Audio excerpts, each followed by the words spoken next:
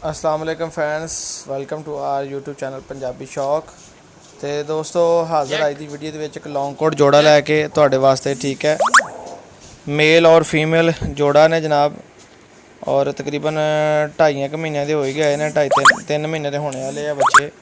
Healthy active ने, ठीक है, प्योर लॉन्ग कोट आ, माँ बाप भी लॉन्ग कोट आ इहदे। तो पेयर ही फॉर सेल है, मेल फीमेल आ जनाब। तो जोड़ा भी कोई दोस्त भी इंटरस्टड होएगा कार्गो की फैसिलिटी के नाल उन्हें अवेलेबल होंगे। जे कोई दोस्त आके ले जाना चाहे तो आके मौके पर चेक करके ले जा सकते हैं। ठीक है, एक जोड़ा फॉर सेल है, मेल और फीमेल। तो 2 बच्चे ने ख़रीदे आ।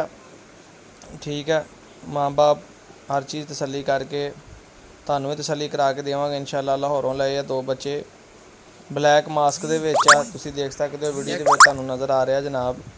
ਜਿਹੜਾ भी कोई दोस्त भी जर्मन शैफर्ड की डिमांड कर रहा सी वो फौरी राबता करे जनाब। बड़ी देर बाद जाके कोई जर्मन शैफर्ड लॉन्ग कोट के बच्चे मिले ने। तो यह वेख लो माशाल्लाह नसदे भजदे ने, फ्रैश वीडियो आ। तो लॉन्ग कोट आ प्योर, थोड़े रफ होए गंदे होए आ, बरा इंशाल्लाह जोड़ा भी दोस्त भी लेगा नवा तो आ गया जरा जैस मैस हो जाएंगे। मैं सोचा कि इस तरह दोस्तों ने वीडियो शेयर करिए। ठीक है, रमज़ान मुबारक चल रहा माशाल्लाह, अज चौथा रोज़ा जी।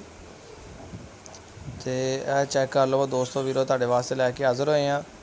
चैनल सबसक्राइब कर दिओ, बैल आइकन प्रेस कर दिओ ताकि तुहाडे वास्ते इस तरह अच्छी वीडियोज़ लैके हाज़र होंदे रहिए। इस नाल अपने वीर नूं इजाज़त दिओ, फिर अल्लाह हाफिज़।